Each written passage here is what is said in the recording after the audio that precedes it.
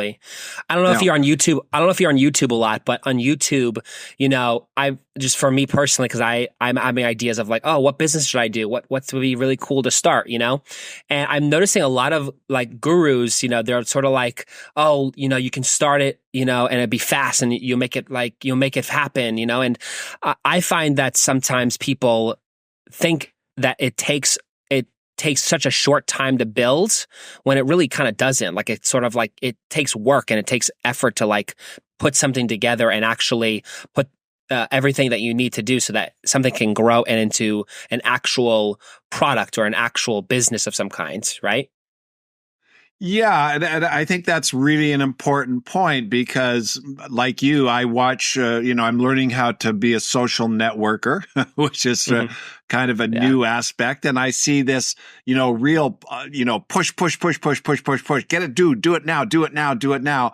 And I'm not really sure what the intention of these messages are. But for me and my understanding, it takes as long as it takes, number one. And for some people, it can happen real fast, and that depends on experience. That Right. depends on aptitude. That depends on, the idea of understanding what's required to make it work. If you go on a show like HGTV and you see these carpenters and contractors who know how to remodel a house and have the decorating facilities and all of the personnel and so on and so forth, they can take a mess and turn it into a magnificent palace overnight. But when we get into the real world, there's a lot of people that are trying this that are just failing miserably because they don't have all the understanding of what's required to make it work. So probably the Yeah. biggest lesson there was just understanding how it works and understanding what the activity you do creates over what period of time. Yeah. So I guess for you, like, you've done so much work, you're like put the backbone, you've done a lot of things that you need to do to get the job done, right? I guess for people who are Yeah. listening and, for those guys, you could tell me, like, what do you feel like in terms of how would someone get out of that, like get out of the ruin of like, I'm so stuck in, I can't build a business or I can't do this because I'm so like destroyed, like, I guess, is there some practical or workable things someone can do for, especially like for people who want to get into network marketing, or even people who are network marketers that are just failing? Cause some people can be that here in this channel. What do you suggest to those guys? What do you suggest to people who are just kind of ruined and then you want to give them a results, like they want results of something? Like, what would you tell those guys? Great question. And I'm going to start off with the negative. This kind of a business can be, well, I'm going to liken it to the Olympics. I'm watching the Olympics right now, and I see some of these individuals that are creating incredible effects all by themselves, but really they're not by themselves. They have a team and they have a support system. And so what I observed with a lot of people in networking is they end up at home by themselves without a team and no support. And that's a real negative place to be, where my advice, what I always do when I coach or I teach, is the first thing you want to do is you want to have a teammate. You want to have a Mhm. partner, somebody that, again, the result of your effort, the end result is based on a lot of agreements that you establish in the marketplace with other people and so on and so forth. So when I was building the business, one of the things that I did was I found, okay, I need somebody to play with. That's the key. Mm. I need somebody to play with that's on the same page with me, that's in agreement with what I'm saying, because in those positions, then you can collaborate. And it's kind of like, okay, so let's go do this. Okay, let's go do it. And together you go out and do it. Whereas when you're by yourself, well, okay, I got to go out and do it. Well, I'll have a cup of coffee first.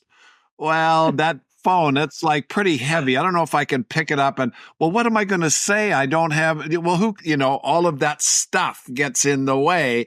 But when you develop a partnership, kind of a relationship with somebody else, then it starts to get that agreement. And then the two of you then go and make the plans. And the same thing happens in business. I've done this a Right. number of times where I've had partnerships in business that have gone really big and ended up with hundreds of employees and millions of dollars in business. And again, it was agreement that it would happen, and that's what made it work. So that would be the major lesson there. Yeah. I think it's interesting when you mention that. Like, for some people, I don't know if you've ever had this where, like, you know what, the salesperson, sometimes you're like, oh God, a salesman. I don't want to talk to you. I don't want to be with that person. Like with network marketers, how do you find the right person? How do you actually, okay, this is the guy I want to partner with? How, like, you know what I mean? Like, how do I talk to someone? How do I know that's the right person? My first sales job was selling insurance door to door with a company called Mutual of Omaha up in Canada. And I was selling insurance to farmers. So I'd have to go knock on doors and then start my spiel, et cetera, et cetera. And then you got into the pitch and the close and the pitch and the close and the pitch and the close. I've done investment sales. I've done advertising, yellow pages, you name it. And I didn't like that style of selling. I liken selling to effective communication. Now, here's why this is so different, and it's again not understood. So, what I'm looking for is somebody that wants what I have. I don't want to push what I have on you. It doesn't work. So if you don't want what I have, then you're not qualified for what I want or what I need. So then I'm not going to waste my time. So the initial part of the conversation is to create some form of a relationship and find out what the heck does this person want? What do they need? And then do I have that aspect? Now, here's what I learned very early on. 94% of the working population works for one reason: make money. So I then learned how to talk numbers, talk money in the sense of how do you make it work? Well, I initially kind of semi-retired when I was 49 years old. And then I played for like 20 years of just doing what I wanted to do, which was I got involved with many other things and had a ball. But the reason I could do that is I didn't have to go and punch a clock and go work somewhere because I built this business.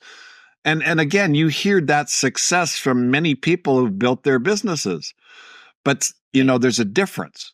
And the difference here is I don't have any of those tethers to a structure, to employees, to, HR, any of those things. I've got freedom because I create freedom by helping other people become free. And it's a mutual operation. So yeah, that's how I would deal with that one.